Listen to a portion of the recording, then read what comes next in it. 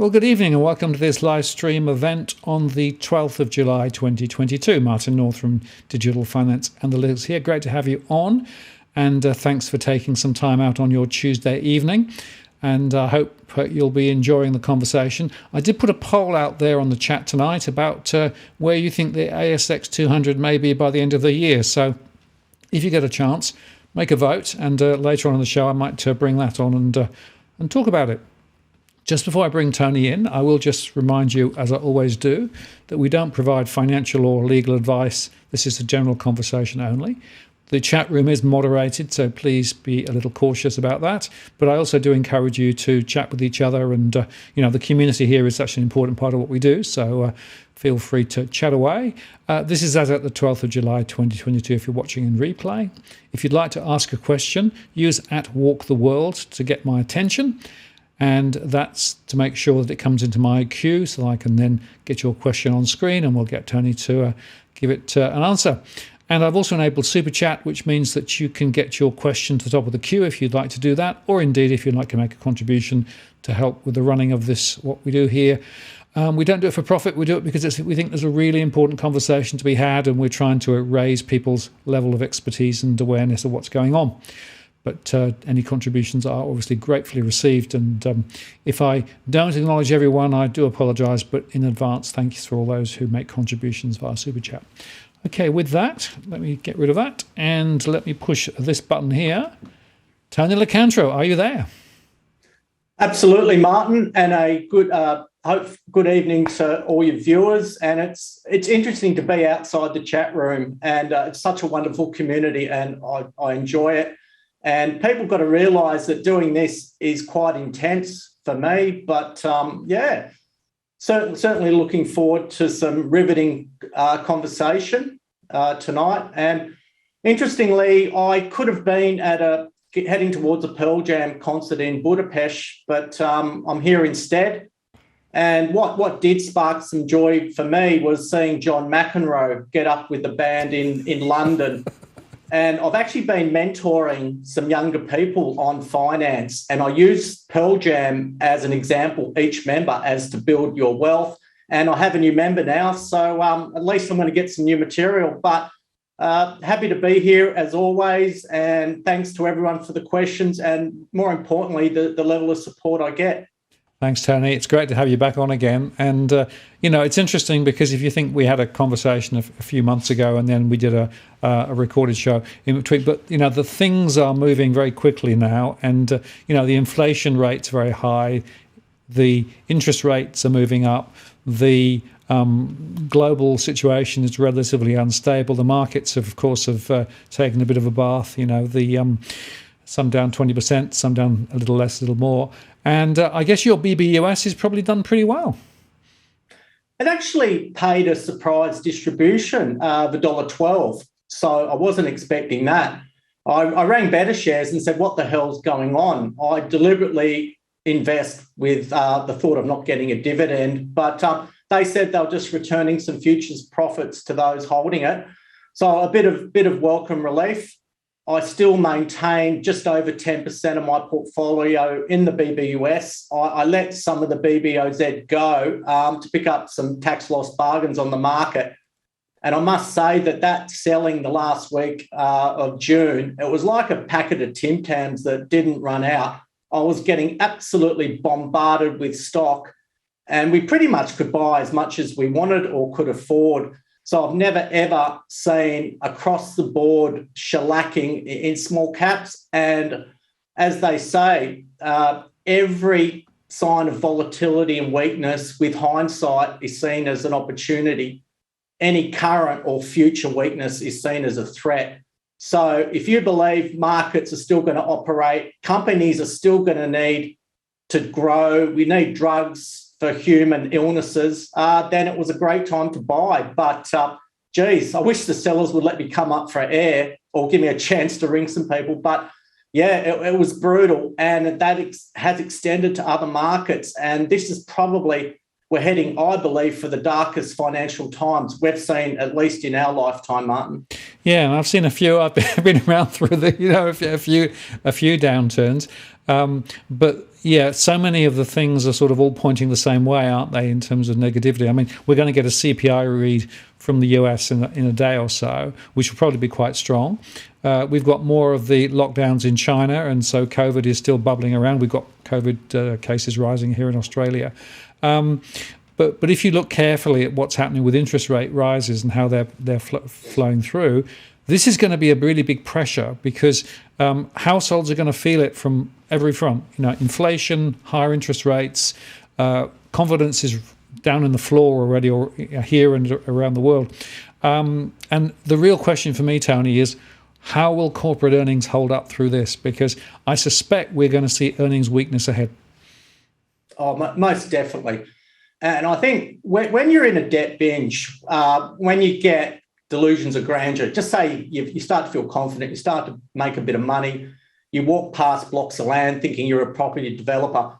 When you're in a debt binge, I liken it to being tickled. But that tickling turns out to being tickled to death. And now, sadly, let's strike off number one. This is going to be like being sandpapered to death for the majority of people with mortgages. It's going to affect everyone. It's going to affect everyone from the top. Even our richest people are going to take a hit. We have the RBA now king hitting us when we're down because they got their policy totally wrong. They came out and said it's plausible there mightn't be any interest rate rises to 2024. That saw more FOMO. And now inflation and the cost of living, it's like trying to hold down a beach ball at a local pool. So I think this is heartbreaking what's happening to this country. You've got people struggling as it is to put fuel in the car, to make a bacon, lettuce, tomato sandwich. And now suddenly their mortgage repayments are starting to normalise when everyone was saying it's not going to normalise. And what scared the shit out of me was in the comments. I was reading the chat and I saw Patrick Salmon come on and he said an RBA cash rate between 4 and 8%. And if rates normalise, we're in for the biggest economic disaster because there's going to be no buyers for these houses at East Wilcannia. I mean, it's a shit show and we're living through it in a blasé fashion, but it's getting real now. And thankfully, I fixed my loan for 5 years at 2.64. And I actually put up the table from the Commonwealth, and that's frightening. I would have been up for an extra $20,000 a year, and there's not enough delivery jobs or writing exams on Freelancer to make that sort of money. So I wish I could be the bearer of more good news, but we need to be thumped. We need to cleanse the system and then get on with life. But, oh, my God, who needs daily financial stress, Martin? And this is going to spread to relationships, children. We haven't even spoken about crime and social unrest yet and calls to lifelines. So let's try and cheer everyone up. On that note, let's be positive. Absolutely. And one of the interesting observations, you said interest rates normalise. I think that's a really interesting comment because a lot of people are still saying, well, the RBA will put rates up a bit and then they'll take them down again, right? It's worth just remembering the long-term interest rate, right? In Australia, 7%. Oh, I had it at 6.5. So we're probably, let's split it, Martin. All right. But the long-term mortgage repayment rate, 9.41%. Yep. So can you imagine someone with the average mortgage in New South Wales paying about $100,000 post-tax to live in a house that's halving in value? That's sandpaper with the rough edge.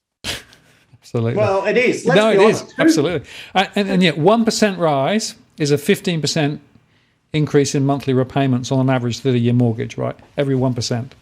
Let's just factor that into your mathematics, right? I mean, it would be disastrous. And in fact, a few people have asked me questions. This one came in a little while ago from Charles.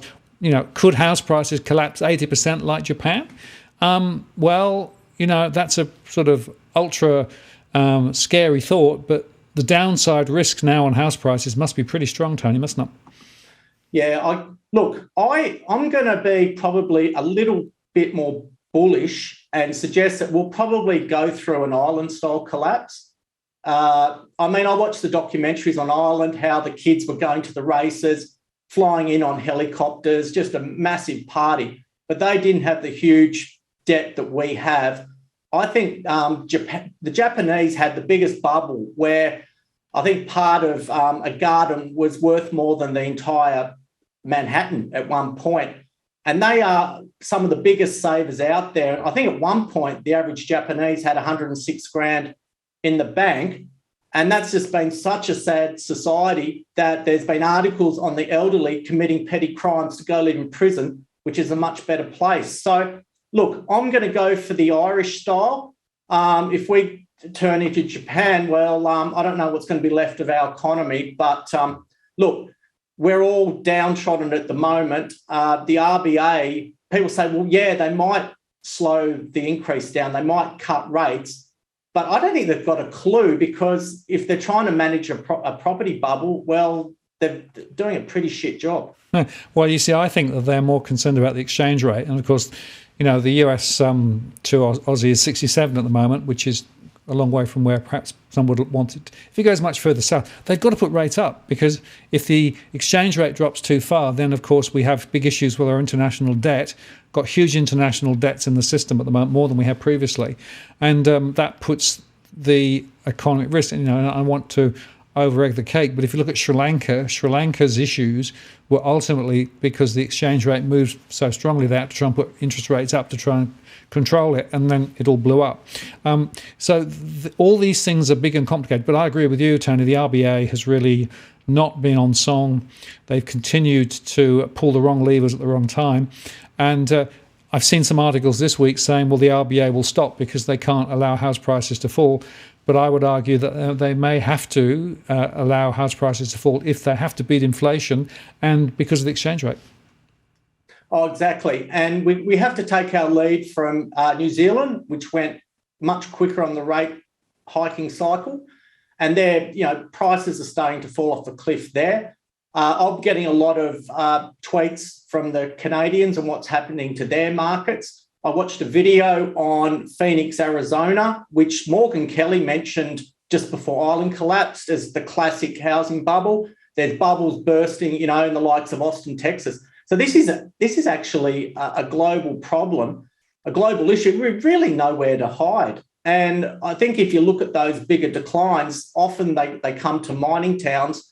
But can you imagine those that default on a sea change or tree change with a view that no one will ever work in the office again? And I guess I don the suit tonight, Martin, to, feel like a professional at some point, because, it's, can you imagine owning a dry cleaning shop? But I guess yoga bars are the new dry cleaners or 1 hour photo shops. So maybe the iced tea shops as well. I don't know what goes on there. Big business in nail salons as well. But, This is going to get very, very ugly. This year has already been an absolute shocker. I will run through some slides when you're ready. Okay, well, why don't we do that, Tony, and then you can lead off with. I know you posted the thing the other day saying I'm preparing slides early, right, rather than the last hour. So I look forward. I look forward to great things. So when you're ready, I'll if you want to share your screen, and we can then put that up. So there, got it. Hang on a second. Yeah, it's just loading now. Give it 1 second. Yep, there you go. You're in control. I should disclose to everyone that I am useless at PowerPoint. I'm also useless at Excel, and I don't know how to write text properly. So I spend copious amounts of time cutting and pasting, trying to fit pictures in. But anyway, so moving right along. So there's the disclaimer. Pretty much as you said at the start of the program, Martin, this is all general advice. It's not really advice. I suggest everyone goes and does their own research. Some stocks or, like the BBUS came up. So anyway, it's all general, basically an ask covering exercise like we have in the chat room.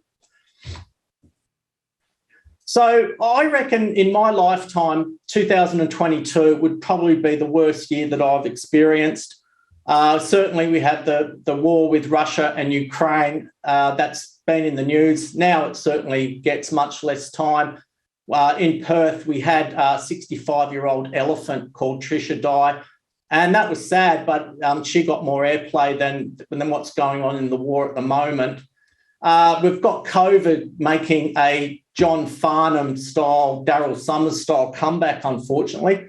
It swept through my family. I had a couple of bad days, but I'm going to go get my fourth shot, and I'm certainly going to be masking up. I think we're going to have this problem again. We're going to have mask mandates, but what the mental health side of COVID at the moment is probably unquantifiable. We have youth where the last 2.5 years have been taken from them. We can now travel, but has anyone been involved in the shit fight at airports where queues for hours? They don't care about your baggage. Qantas is getting bagged, so people are probably going to be reluctant to travel as well. So anyway, moving right along in our shitty 2022. Sad we had Shane Warne die suddenly of a heart attack. Conspiracy theorists have your own theory. He died, unfortunately. Poor old Andrew Simons died in a car accident, single vehicle. So maybe we won't really know the full extent of what happened there. Taylor Hawkins died. He had a cocktail of drugs in his system, but I think that impact was that Foo Fighters were one of the last remaining rock groups. He touched a lot of people in the music sense, but I was looking forward to the Foo Fighters concert. No longer, they've just picked themselves up, but those were 3 deaths of people that I pretty much grew up to admire, and so it just adds to the woes of this year. Shinzo Abe, such a public assassination of someone that was highly regarded. He was much maligned, but to see those photos and to see that guy with that homemade gun, people saying, well, Japan has quite a minimal gun culture, but it looked like a Nerf gun. But anyway, that was very, very sad, and that's reverberated around the country as well. So just adding to a terrible year.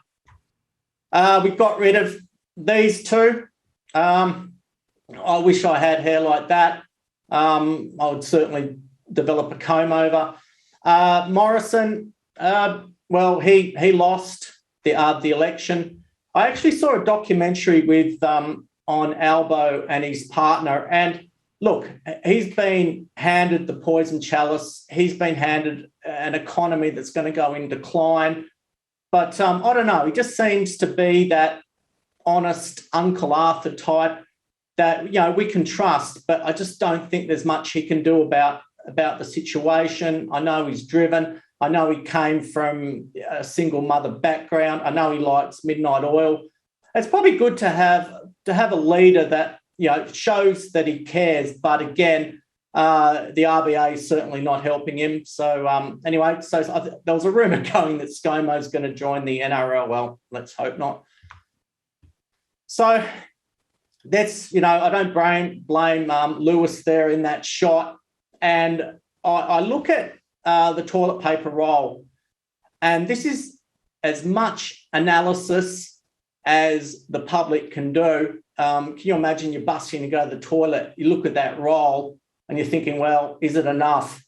But you don't have the Bristol stool chart to refer to. And more often than not, you misjudge it. You're sitting on your phone, you either text your partner, or if you're home alone, you walk with your pants down. But that's really the extent of analysis a lot of people do, and they often get it wrong. But I just think that just sums up, generally one of the worst years in our lifetime, and sadly, it's only going to get worse. So this was a cracker. I was sitting there watching Channel 7 News, and they bring up the 40-year mortgage. You have to be kidding me. So I think they based it on $600,000 over 40 years. You only pay an extra $200,000 in interest. you're going to be difficult to refinance, and they calculated a saving of $350 a month. And here's a picture of a couple of people that in this situation would have just paid off their home. They were young, first home buyers. Thumbs up, you beauty. I'm suddenly in my 90s and I've paid off my home. It just makes you think how ridiculous this situation is to save people $350 a month. And once rates rise, I mean, that's just going to get even worse. But yeah, big thumbs up. We'll have plenty of people that will be leaving their mortgages to kids. There's going to be a lot of implications. A lot of people in nursing homes, sadly, that still have a whopping big mortgage. I just think that's one of the most ridiculous ideas you can certainly have. So here's my Northern Beaches transformation. I was looking at Terry Hills and French's Forest. On the left, we grew up in Terry Hills. It was a beautiful suburb. We grew stuff. We played. We stayed out till the sun went down. We rode BMX bikes. Terry Hills now has a median price of $2.5 million. Back then, in the early days, 3-4 times income. Now 25 times. Absolutely ridiculous. As you can see, we got wealthy. We moved to French's Forest and note the difference. So French's Forest, I know it's a market that Tarek follows. I think it's great. It's a bit of a bellwether. And Terry Hills has actually overtaken French's Forest. So the way I look at it, we've got the Hills region. We've got Borkham Hills, Carlingford, Castle Hill, West Pennant Hills. A lot of those house prices are starting to come off. You only have to read Cookie Boy's tweets to see that, and there's been major price discounts. We're starting to see that trend now in the Northern Beaches, and these areas have just had stupendous levels of growth. But when you think about it, the downside pressure is immense, and let's see where they go. But anyway, that just shows you that when you move in the Northern Beaches, life can certainly change. Apologies to my sister there. That photo on the left isn't that flattering. So I'm going to always vouch for Perth. I know I cop it, Perth's a backwater, there's no jobs, the city's boring, you don't have a lot of cafes, you don't have enough sport. You're isolated from everyone. It takes too long to get over to the east. But anyway, Nollamara, great suburb, 10 kilometres from the city, close to Karrinyup Shopping Centre, which has been refurbished. You're about 12 kilometres to the beach, and you can buy a comfortable home there for about $429,000.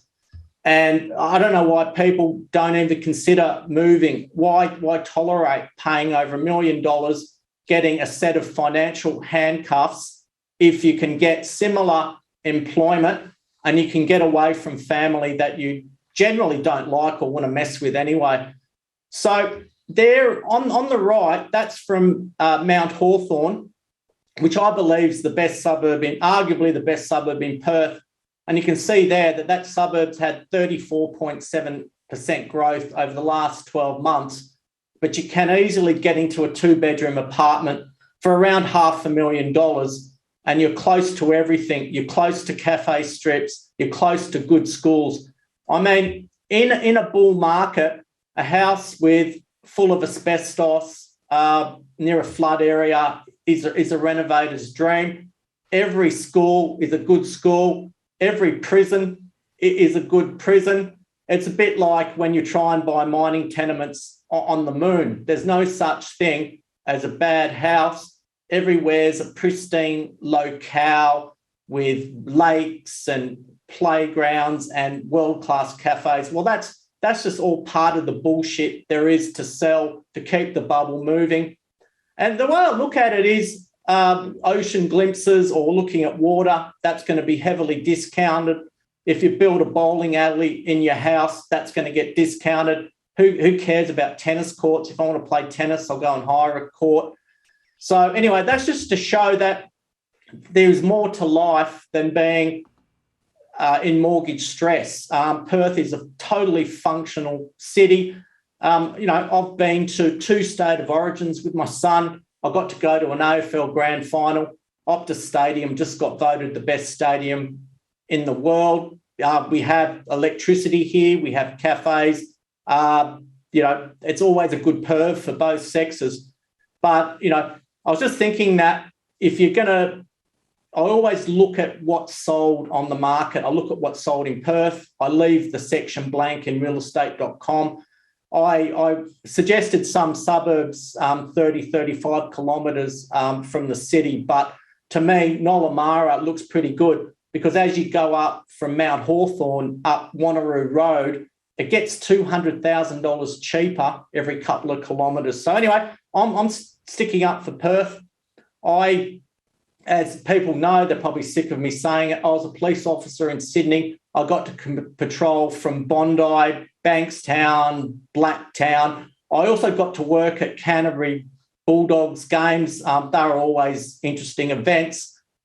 And I remember in those days, I actually wrote to Adidas and said, look, we're having a lot of crime problems. Can you send me some clothes?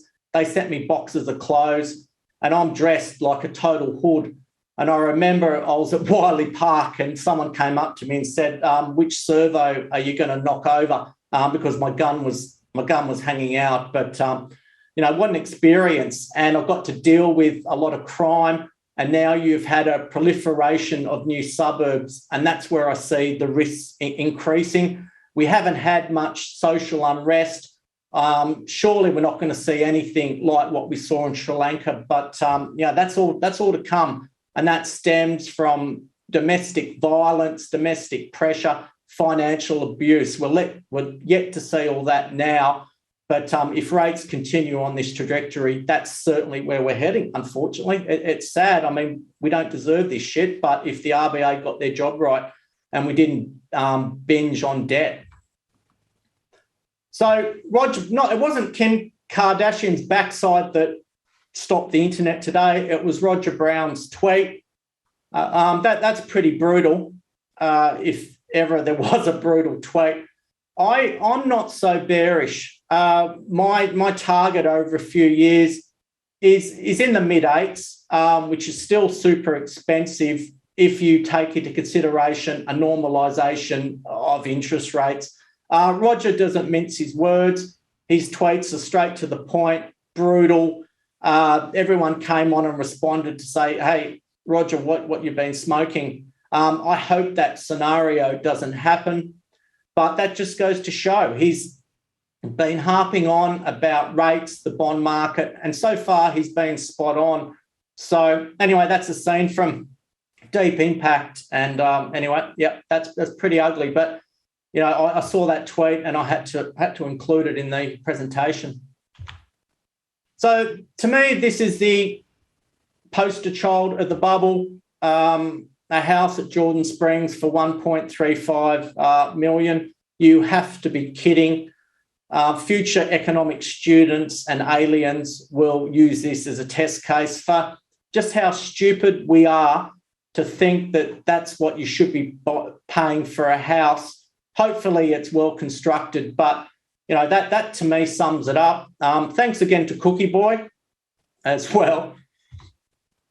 Now, this is a huge area of concern, mortgage stress, and those figures are alarming, Martin.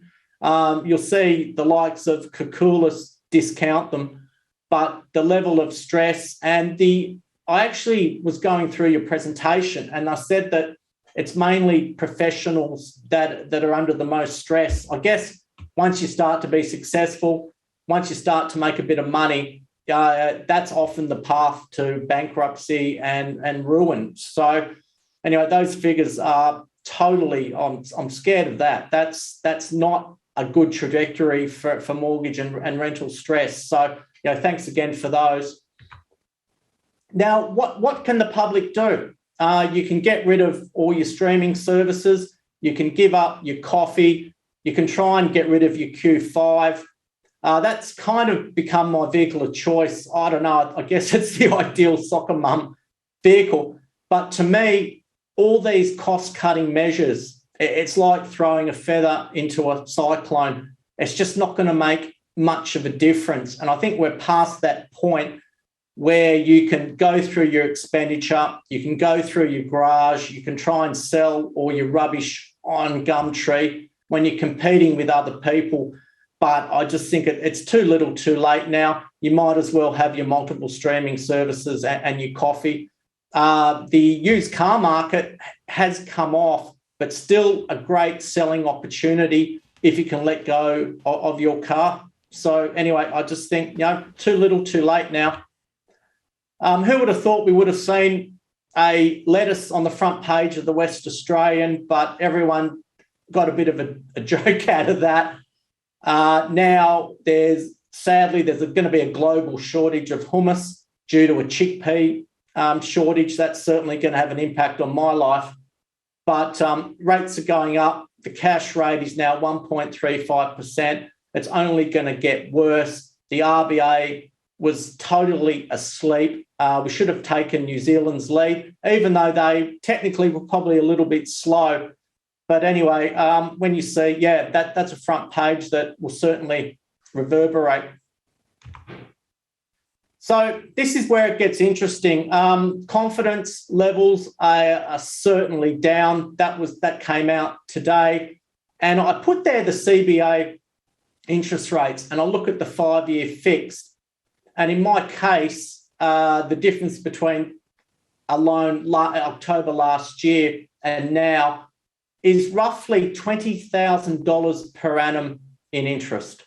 That is just unbelievable. Variable rates are still worthwhile based in comparison to fixed, but I think the banks know something, and that's why those fixed rates have absolutely skyrocketed. And we have a lot of loans coming off fixed rate that then revert back to much higher rates. And then you've also got principal and interest only to come off. We've got forums that are now full of people sadly saying, well, I want to go back to interest only. And cue the Benny Hill theme song. I think that pretty much sums up what has been happening. And for those that are unaware, Benny Hill was a multimillionaire. He was the type that would buy a chicken about to go off for half price. He actually repaired all his clothes. He never bought. He rented.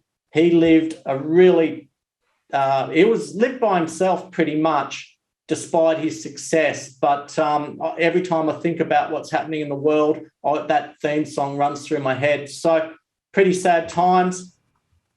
Now, the photo down the bottom is the tulip mania 1620 to 1637. The tulips actually developed a virus which had that mosaic look about them. Obviously, that was over 400 years ago. And what have we learnt now?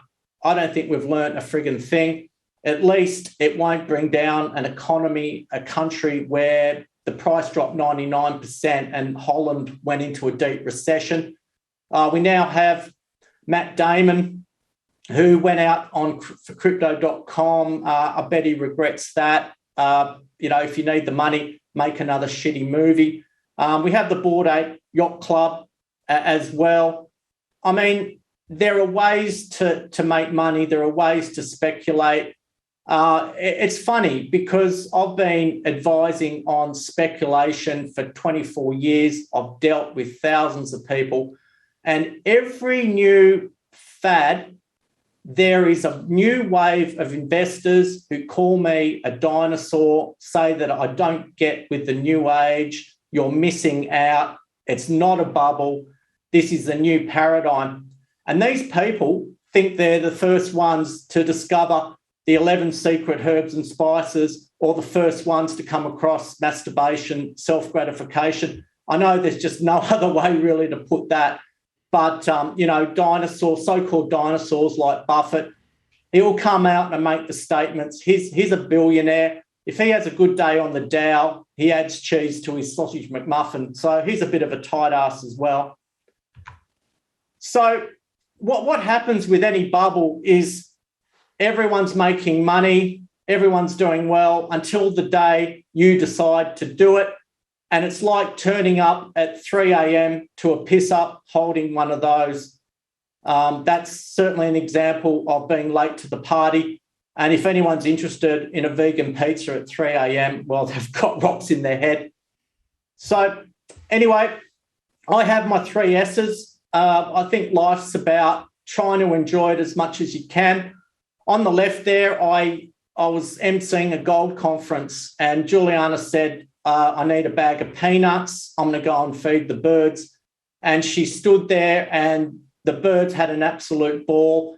And there was lots of crowds around it. And that certainly sparked joy. And it just goes to show that often it can be the simple things. I'd never do that personally.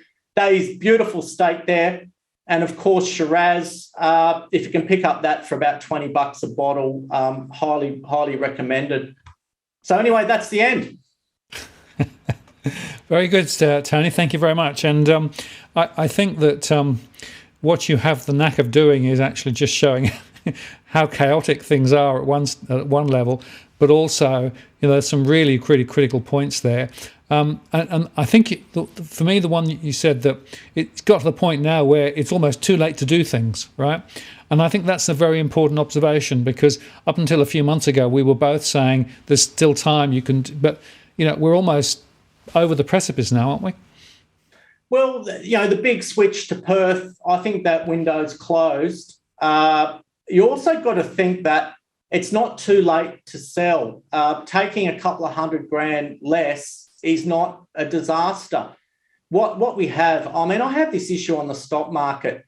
If you think your place is $1.5 million, the agent comes in and says, well, the market's cooled. There's houses selling around you for $200,000-$300,000 less. And then he says, well, let's put it on at 1.1.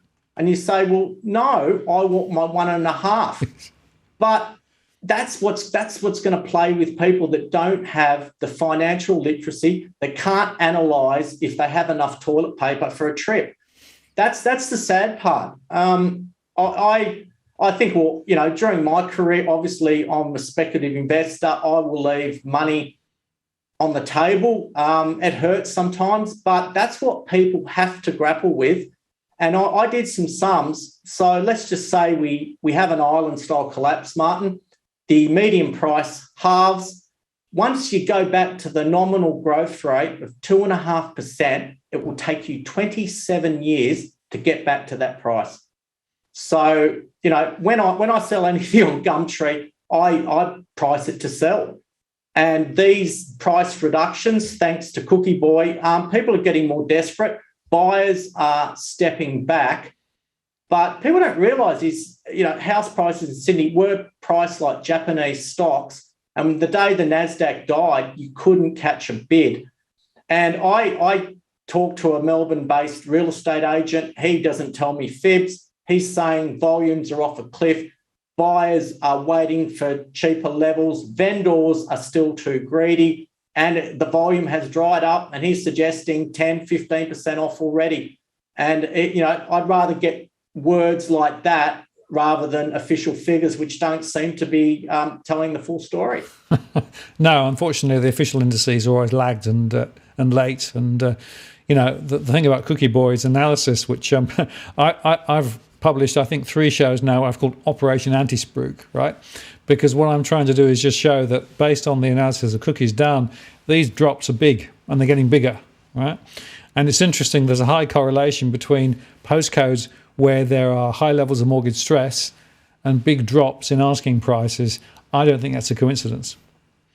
Oh, no, certainly not. And, I was reading Twitter and someone said, well, Cookie, can you post more price reductions of $600,000 to $800,000 houses? And I said, well, yeah, you probably have to head towards Broken Hill for that one.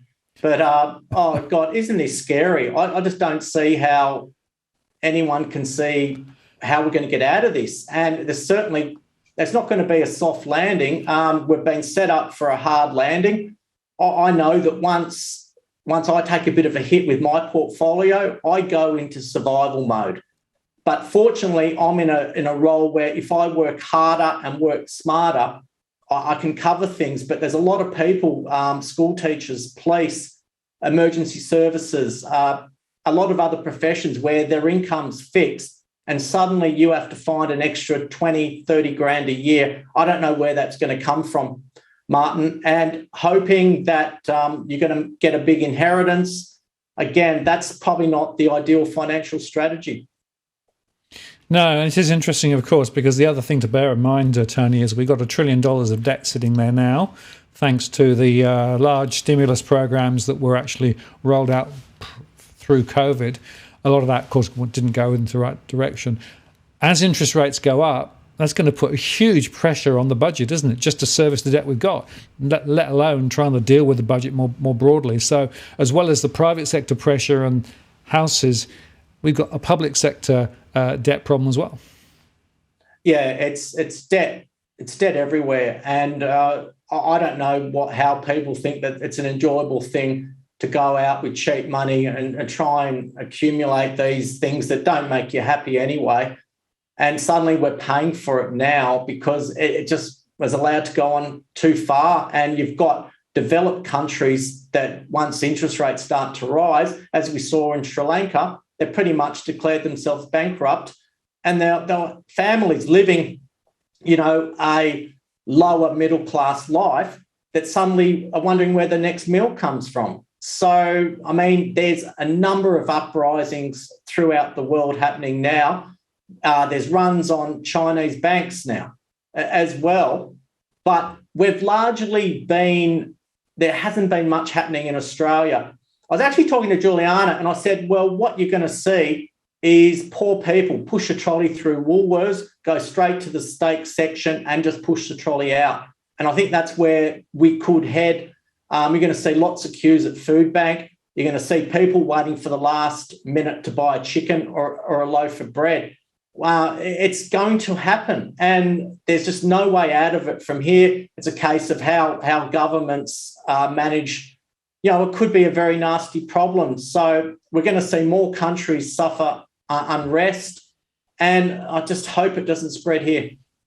No, well, make a good point. And I guess the other interesting question is that if there's a big cry from business to say, bring in the migrants, that'll help to answer the question of a lack of employable people and wages and what have you, right? I have to say that my own view is that opening the traps for migrants to come in isn't going to solve anything much. It's probably going to create more pressure and more difficulty rather than anything else. But it's definitely a lot of business people asking for it. Well, they can't open. They can't get staff. It's hard to retain staff. Businesses are closing. Businesses are going under due to this crisis. You can let some people in, but they're going to be mainly students.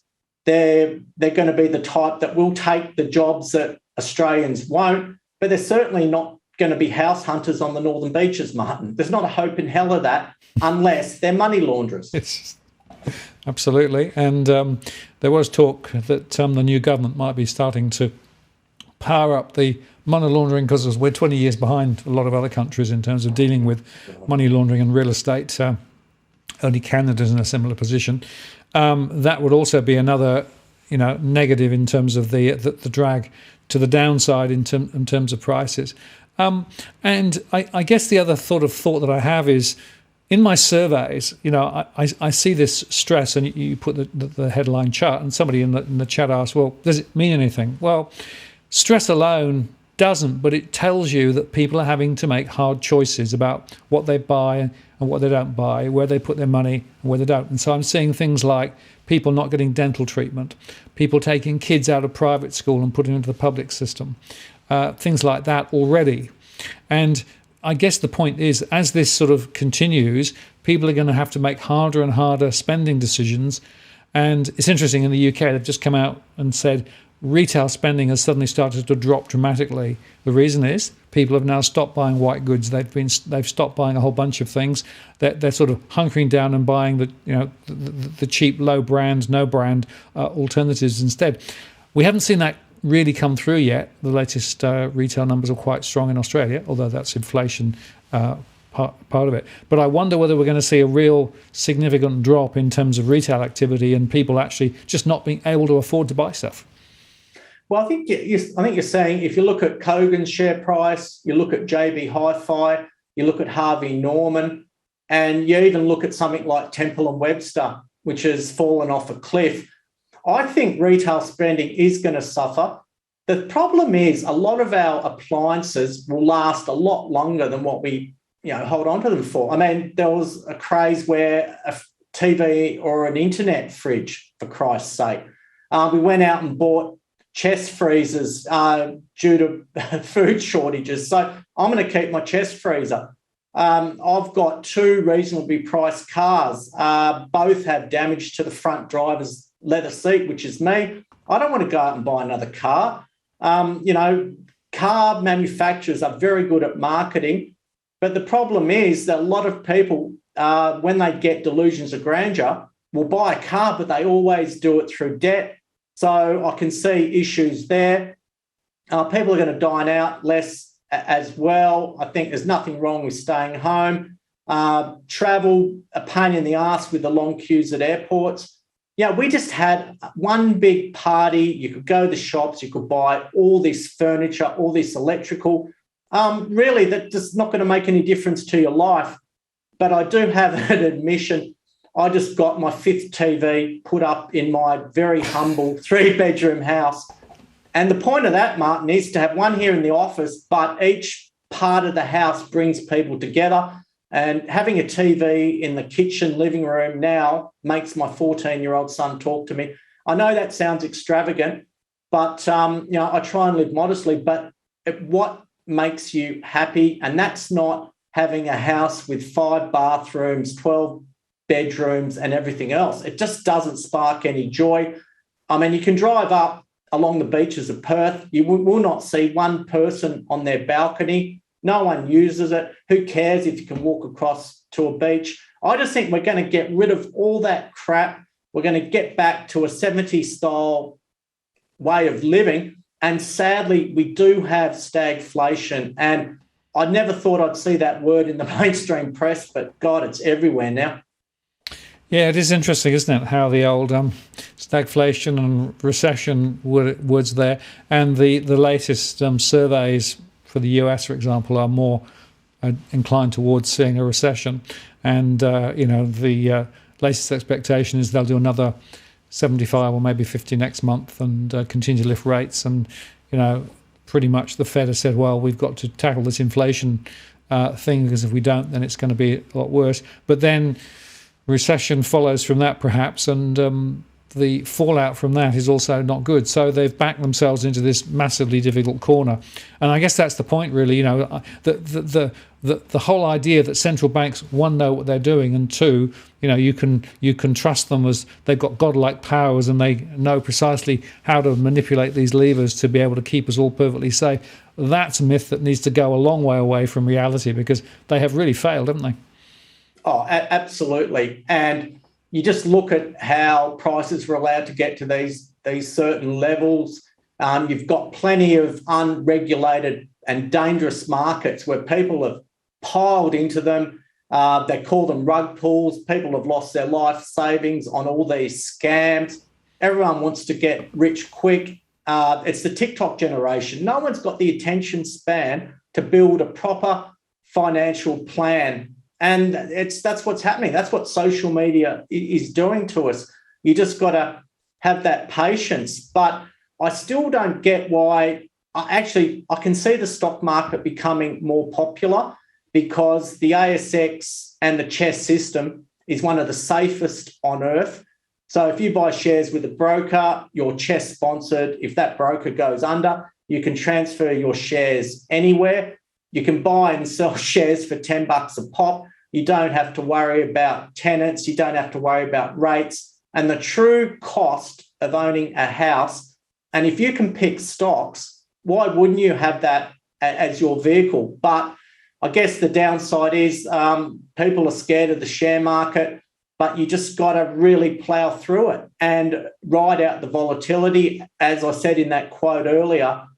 But, there is a chance that down the track, Australia could have a share market bubble with PE expansion, and everyone will call it the new paradigm, and there'll be FOMO, and you'll see people in the Daily Mail that own 30 blue chip shares and their portfolio's worth millions. Because let's face it, there's people out there that are successful, but there's always a McDonald's worker in Blacktown that builds a massive property portfolio and they say anyone can do it. So again, that's the bullshit that we're spread about investments. And I've been at this game for 24 years. And honestly, I've had one client that's managed to hold a stock to a genuine 250 times. He's comatose pretty much, doesn't open his mail. Recently, about 8 months ago, I said I've got a spare kids' TV, but I don't have the screws for the stand. So I gave it to him. 3 days later, he texts me saying, can you go find those screws? So again, Captain Tight Ass, but we're sold this dream, Martin. We're sold this dream of wealth, of making millions of dollars quickly. It's a fugazi, and I know it because I'm living it. And that, again, is with property. All the propaganda we're spread, everyone's making money until you try and do it, and normally you ring the bell. So, difficult times. And now there'll be lotto syndicates with people at work for a $3 million draw. Just think of that. Normally it takes 20 million draw for people to try and play lotto. So anyway, it's not looking good.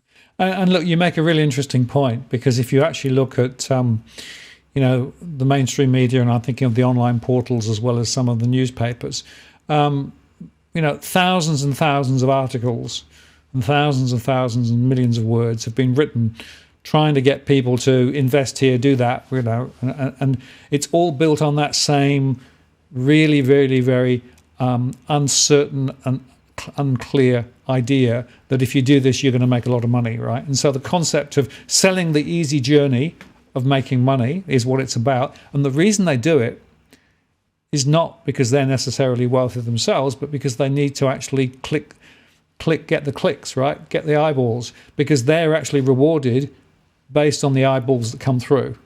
And people need to understand the reason they're writing what they're writing is not because they necessarily believe it. They just know that it works and it gets them eyeballs. So that whole basis on which they're actually saying what they're saying is very different from what many people would assume it is. Yeah. And everyone comes from a poor background. I come from a middle-class background where I lived in French's Forest with a saltwater pool. No one wants to know about that. But I was actually reading, I get bombarded with Quora articles. I actually read one, which I will mention. It said, you don't need all these self-help books. You don't need all these life skills. The only skill you need is the art of persuasion. And a lot of me agrees with that statement. Absolutely right. Let me just acknowledge a couple of the messages that have come through. Cookie Boy, first of all, thank you very much. Contribution to asbestos awareness from the Cookie Boy Bank. That's really appreciated. We've just launched the next edition of the asbestos awareness site. I'm going to make a video about that in the next couple of days.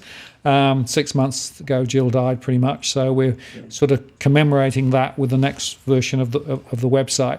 And we've got quite a few people who actually have written to us and said, thank you for the site, because we've actually now got property tested, and we actually, as a result of that, didn't go ahead and do renovations because we found that was asbestos in there. So it's making a difference, and so thank you, Cookie, for that.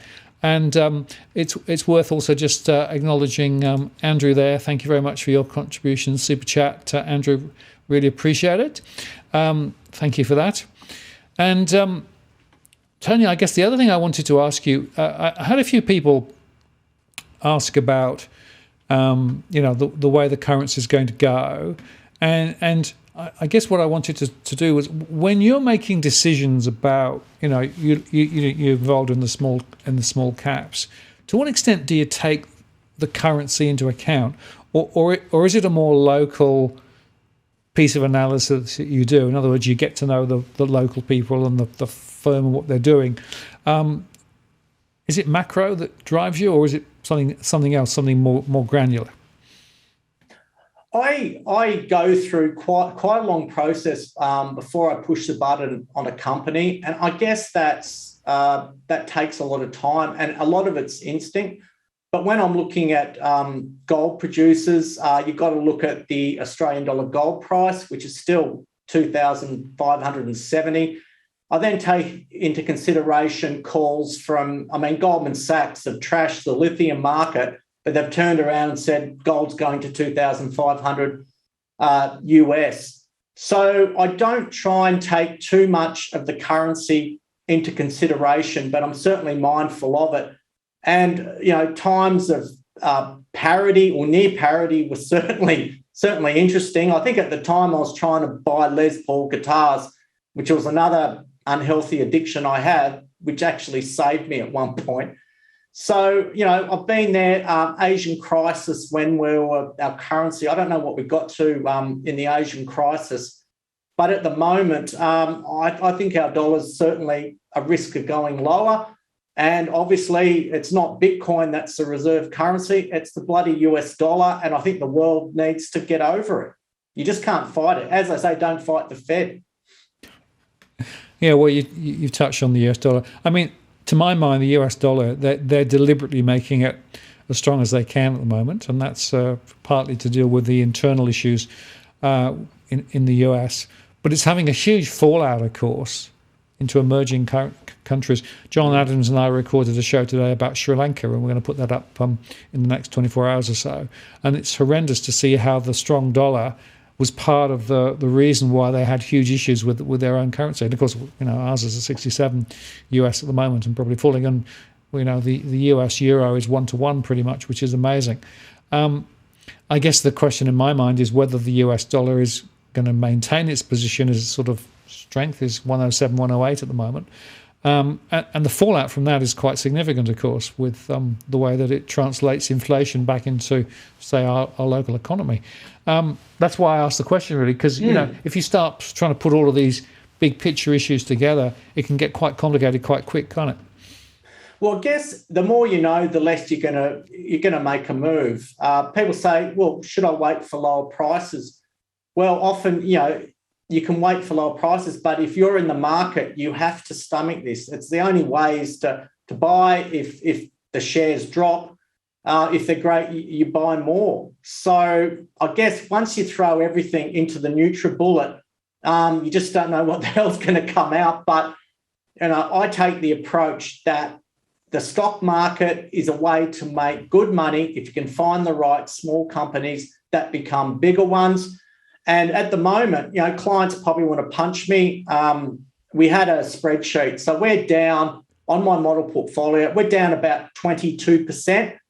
But the bulk of that has come from the biotech stocks, which suffered due to the NASDAQ and the biotech industry pretty much. But, you're going to have bad years in this game. But, I used to coach T-ball. And I had 3 girls that were really agile. And what I'd do, I'd know that they're a good chance of getting on base. So I'd put them as my 3 first batters. Then I'd put my big hitters at 4 and 5. And that was my strategy. And I think that's what you have to do with investment. You have to just get on base, get something happening before you hit it out of the park. And it takes a while, but a lot of clients can have that one windfall that will put their kids through university, be able to pay off their debts, but you just got to stick with it. And at the moment, everything got thrown out. So we couldn't really distinguish between shit and champagne. But that's where I come in and try and help. Share prices get battered, so no one wants to talk to me. It's the same in any market. But, I always think about my T-ball coaching days and what it's going to take to get there. And it's going to be interesting as to what's the next bandwagon, because we've had all these things ending in IUM. We've had all these coins that are going to change the world. Everyone's down in the dumps. Maybe it's hopium, Imodium, and copium. I don't know. Maybe there's a kryptonite bubble along the way. Maybe trading a paperclip for Bonnie Doon. But, I always say music gets back to guitar, bass and drums, maybe a bit of saxophone thrown in, but let's have a bloody gold bubble. Let's have some fun. That's what I'm waiting for, Martin. All right, we're talking about bubbles. This one from Andrew. Thanks for the super chat, Andrew. Is it time to start loading up on silver at the current price? It's around, 20 US at the moment. It was higher and it's come back. I have no idea how you'd value silver given the current environment, frankly. Well, it's a commodity and it's a poor man's gold. And I think what I've suggested to my kids and those I'm trying to teach is dollar cost average it. Have the Perth Mint, take your money out each month, build up your silver inventory, because you've got to look at it. Coal and iron ore weren't that sexy. Both of those sectors have had the most ginormous runs. I remember the day I was sitting there in the office and Allied Medical, Andrew Forrest backdoored in some iron ore assets into Allied Medical at 9 cents. That thing went over $200 a share. These things are transformational. But the way I look at silver is it could be easily massaged in a northeasterly direction. And I think it's the type of commodity/precious metal you can dollar cost average, you can build up a lot of it, and then suddenly someone is going to push it.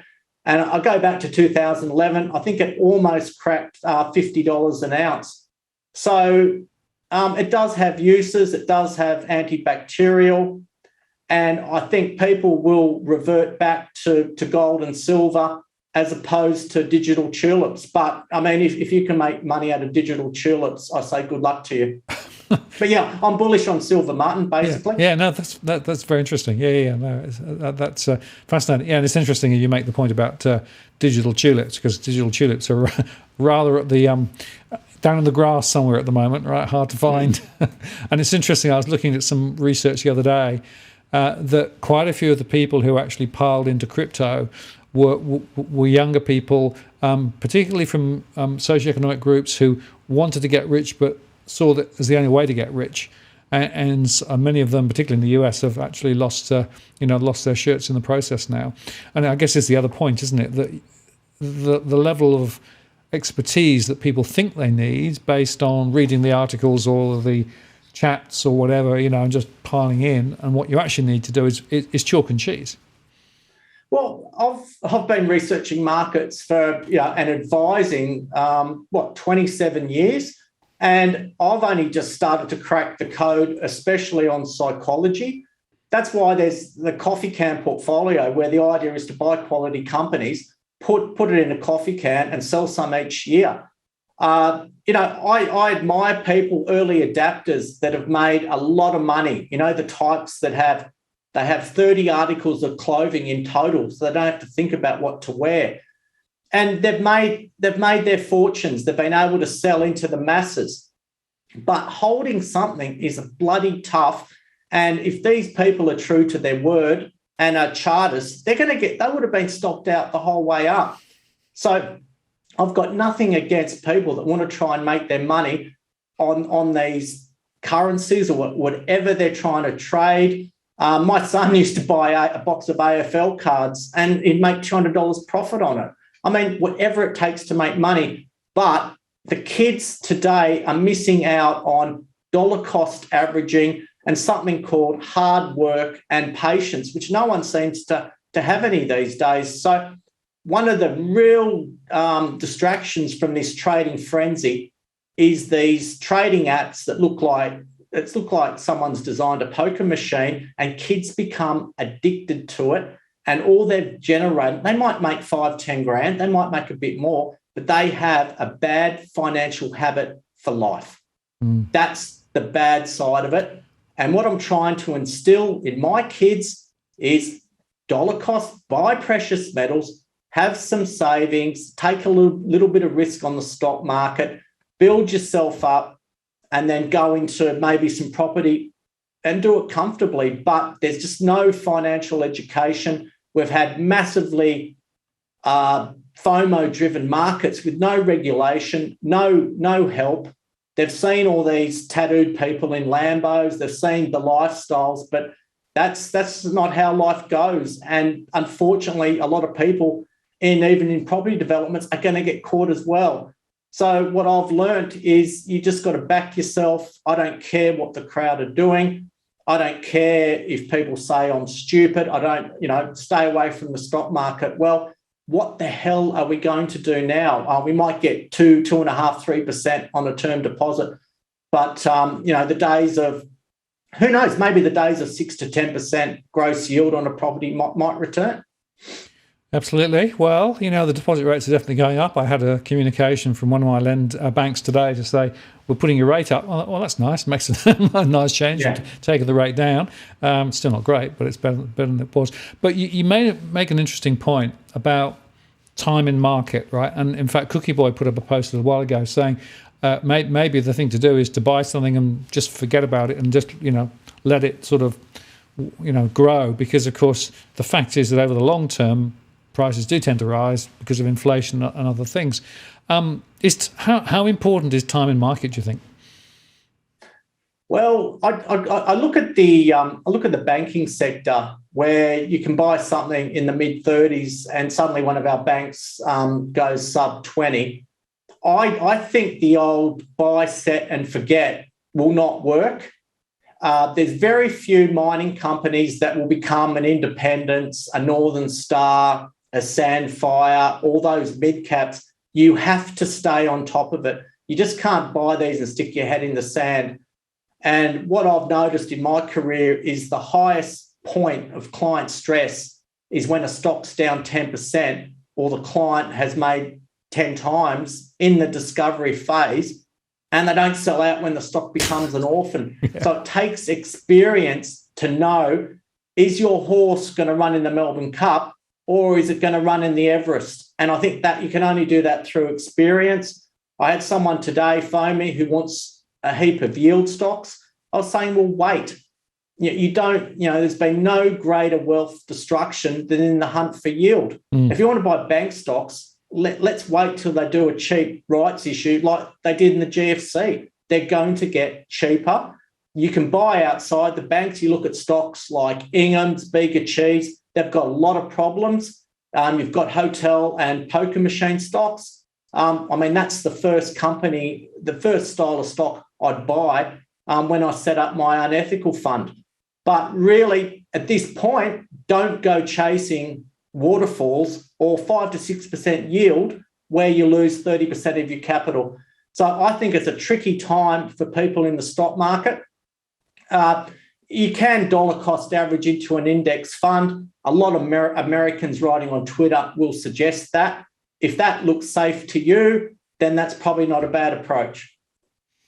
And I guess the other point is for people who are still in the markets and have seen stocks come down, 20% or so, right? Quite often that fall they've missed getting out at the top, so they're still in.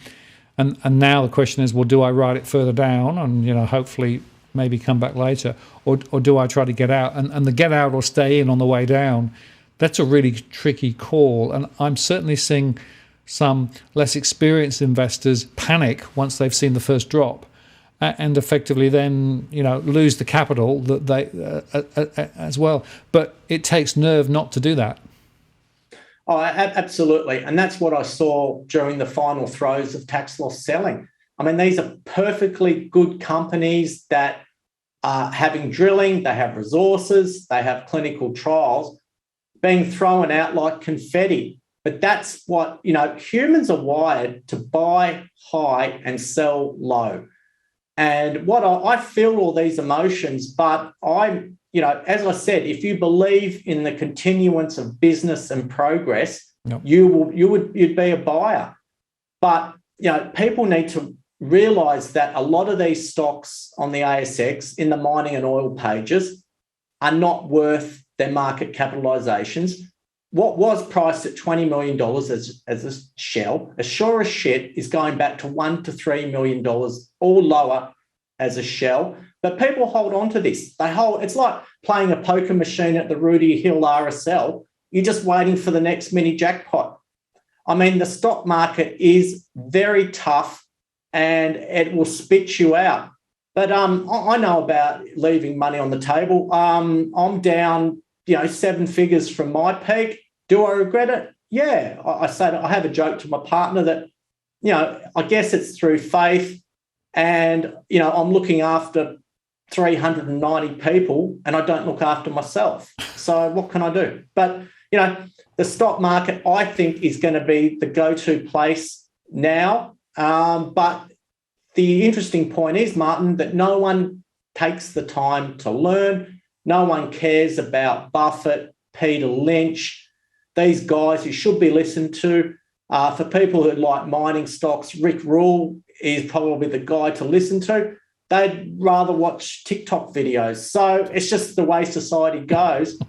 But I think the market has been robbed of the romance of speculation, where you get your shareholder certificate, where you take pride in ownership, not having 50 CHESS statements show up in the mail when you long sold them. So, the stock market's great. I've been bashed around this year.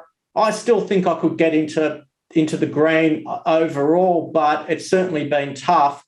But, you just got to have patience. And sometimes these things take 2 to 3 years to play out. But a stock is like a community. So say there's 500 people in the community. I know who's going to panic when the Dow falls a certain level. Then you've got other people that panic. But, as long as the company doesn't have debt and has loyal shareholders, it will survive. Yeah, that's a good point, Tony. Now, this is one from earlier on. Weiser asked about Twitter, the Twitter fiasco. I don't know whether you've been following that, but of course, Musk is basically trying to walk away, and Twitter's trying to stop him walking away. The price is way down. I'm sure some people will have made and lost around it, but that's a bit of an example of what can happen in these sort of weird times, I think. Well, I had a thought. Does shitloads of money give an eccentric person a voice? Or were they already, is an eccentric person created with money?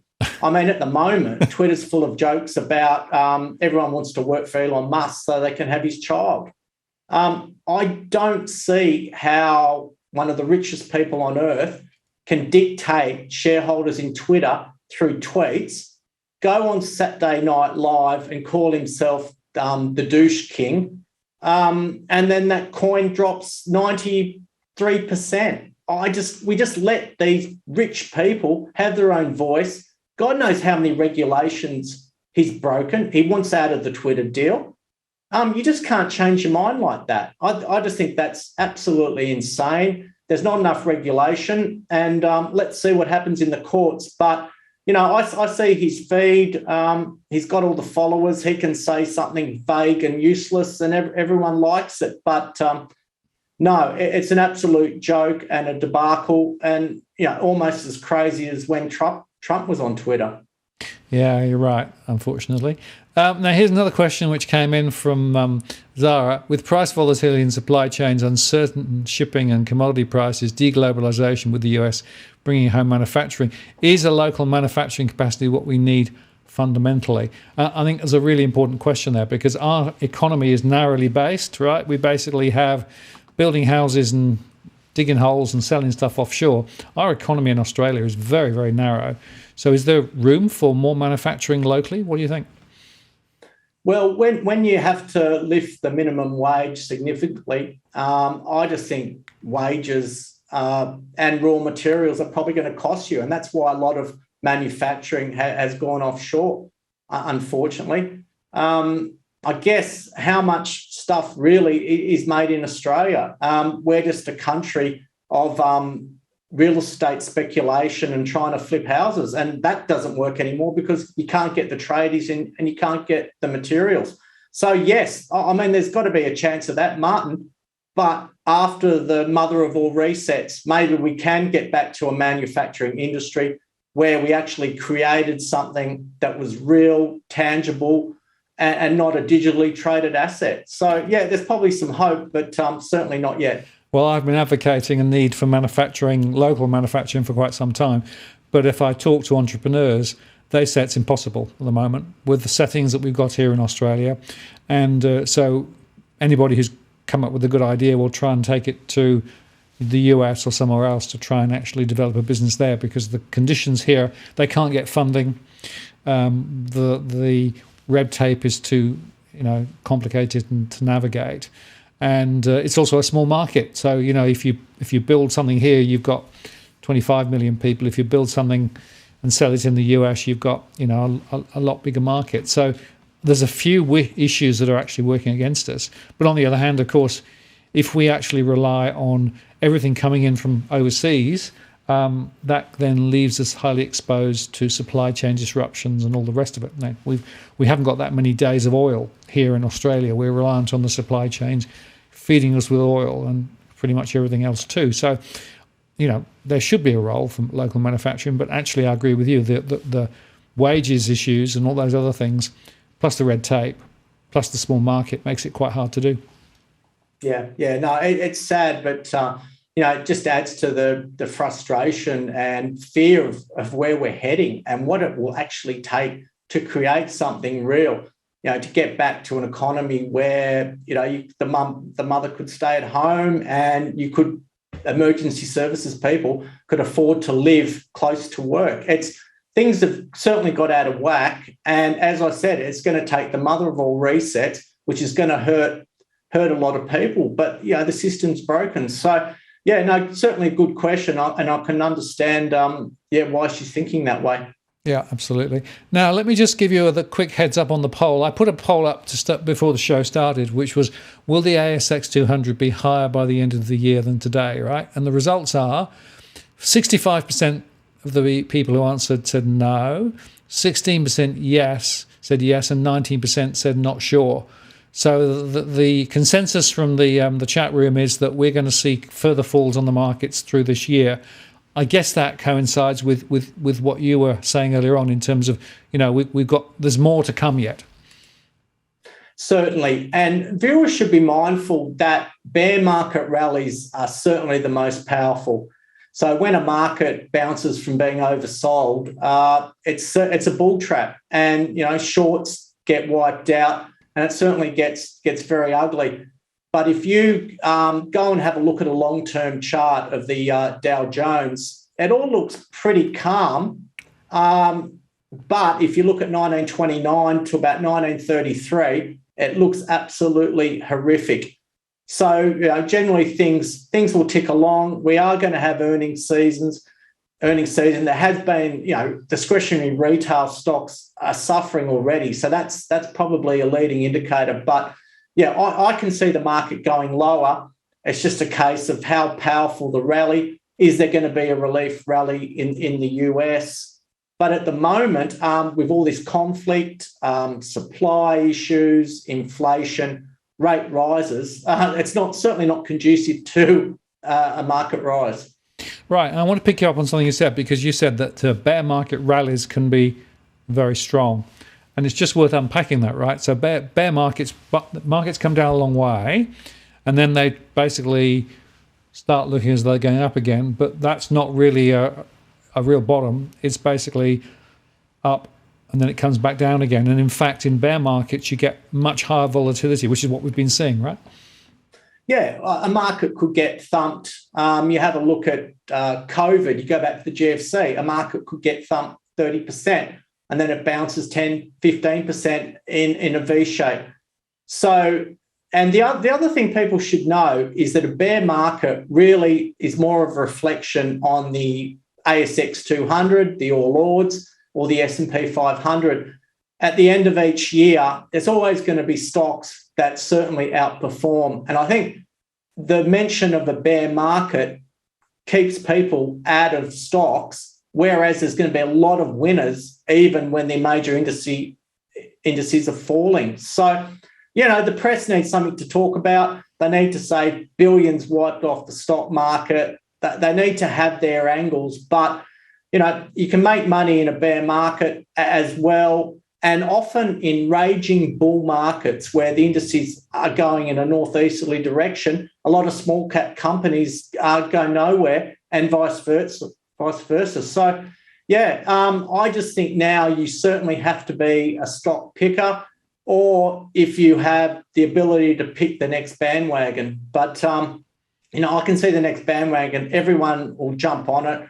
It'll be a new paradigm. It'll be the greatest load of rubbish. But that's the way we are now. And, the participation rate in markets has skyrocketed. The information spread is there.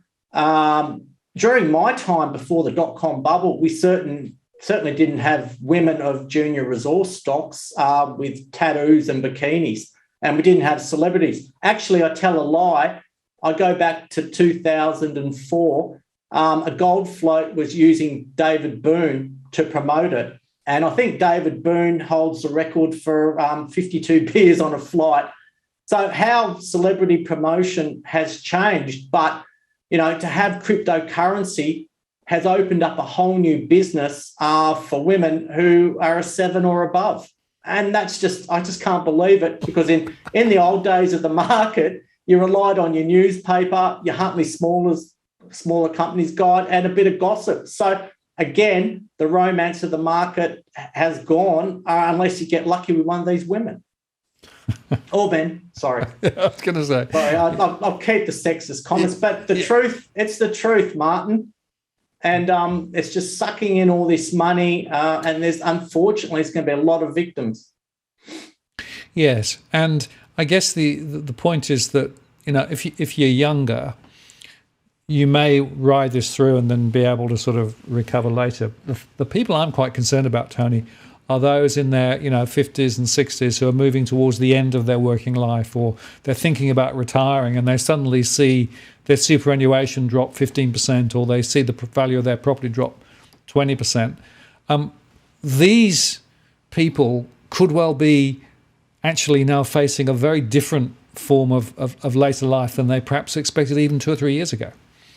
Yeah, certainly working longer. The sad thing is, though, that most people in some of these older suburbs of Sydney have been handed a lotto win, but they say, well, you kids grew up in this backyard and you played here. And I mean, as I keep saying, something is only sentimental if you can afford to hang on to it.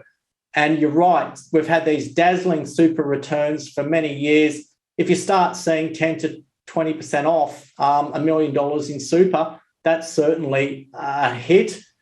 But, people say, well, hey, I can ride this out. But it's the psyche of it to know that this money has just evaporated.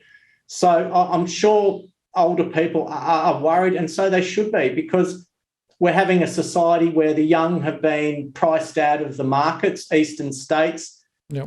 The elderly on these terrible pensions are struggling. You look at people that have worked all their life that can't afford heating and have to make decisions on medical and food. So it's not, there's a lot of people that have made heaps of money on paper, but now it's all unwinding. But yeah, certainly concerns about the grey workforce and how long people have to go through that. And I'm turning 51 next week, and I'm thinking, well, where's my life gone? I've got to start planning for that. And a lot of super funds are going to suffer. But the real sad part is people have probably gone to self-managed and blown themselves up on rubbish, and that's another implication. And you're going to have people that have made a lot of money that are going to have outstanding tax debts as well. So there's a lot more behind the scenes of the struggle that's coming. Yeah, absolutely. Well, as we come to the end of the show, Tony, I'll give you notice of the question. I was going to ask you just to sort of, in a few sentences, what are the top 3 survival strategies or survival thoughts that you'd want to leave people with at this time? The storm is approaching, the markets are down, the chances are it's going to get worse before it gets better. What are those key messages you'd like people to have in the back of their minds at this stage in the cycle? I think it's a time where you actually have to listen to the airline safety video and know how to adopt the brace position. I just think that it's not, if you're anywhere near financial distress, it's not too late to sell. these prices are coming off nosebleed levels. I remember selling my place in Perth. I thought I was going to get the top of the market. We had no one. Then someone walked in and liked the spa bath. So you just never know. You just can't give up. And what I heard you mention as well, Martin, in your mortgage stress video was talk to your bank, outline it, give yourself a stress test at 6% mortgage repayments. Get real about it. Have that conversation. I guess we all we're going to stick our head in the sand, and you have to do something about it. I think the times of selling stuff, garage sales has passed. As I said, cutting down on vehicles, well, a lot of people owe money on them. I just think that if you're in the position, enjoy life, accept the fact that on paper, we're all going to drop some money. It's going to affect how people think, shop, and just be mindful security-wise. Just don't leave your doors open. Just be aware that, people are going to start getting desperate. So, unfortunately, I don't think there's a lot we can do. I think that the scene's set for what I believe is going to be a hard landing. I think that people need to look at alternatives. They need to realise that Australia is more than the East Coast. That people look for a safe they look for a place where a low price to income ratio, and I think, oh shit, I've got to move to America. But hey, we're Perth at 7 times, and you don't have to change countries or learn a new language. So I don't think there's anything we can do. I just think stay humble, embrace life, and because it's going to get very nasty. But I think about how we're going to get out of this, and I don't see no one can orchestrate a soft landing or a result where everyone's happy. So, yeah, sorry to be the bearer of bad news, guys. So the message is, and girls, adopt the brace position. I think that's probably the key message for tonight. Well, that's it. There's nothing you can do. You can't get that plane back up. It's over, people. The easy money, it's gone. Getting rich on a coin, it's gone. Get out there and create something. Get back to fundamentals. Let's get back to a normal life and get off your friggin' phones and get some fresh air. I don't know. But anyway, I'll plough on with the stock market. I'll keep coming on this show and things will turn eventually.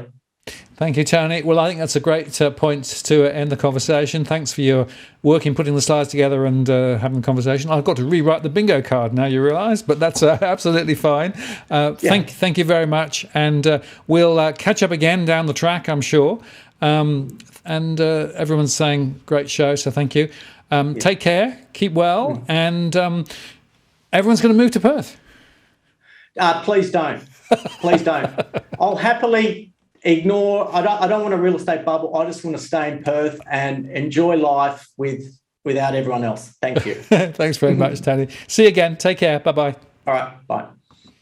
So there you are, folks. Very interesting conversation from Tony. As always, thought-provoking and very, very, very important messages there. So thank you very much. We had just over 3,000 views on the stream tonight. That's terrific.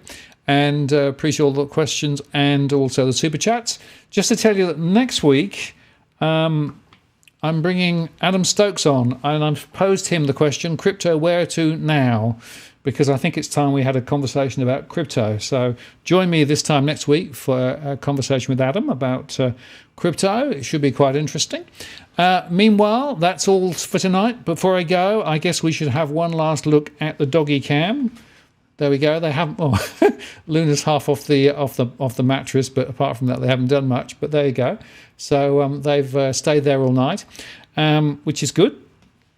And so I want to say thank you very much for spending some time with us this evening. I hope you found it useful and also a little bit, of fun as well. But there were some very important messages there. Take care, keep safe, and I look forward to seeing you next time on the live stream or any of the shows during the week. This is Martin North from Digital Finance Analytics, signing off. Cheerio.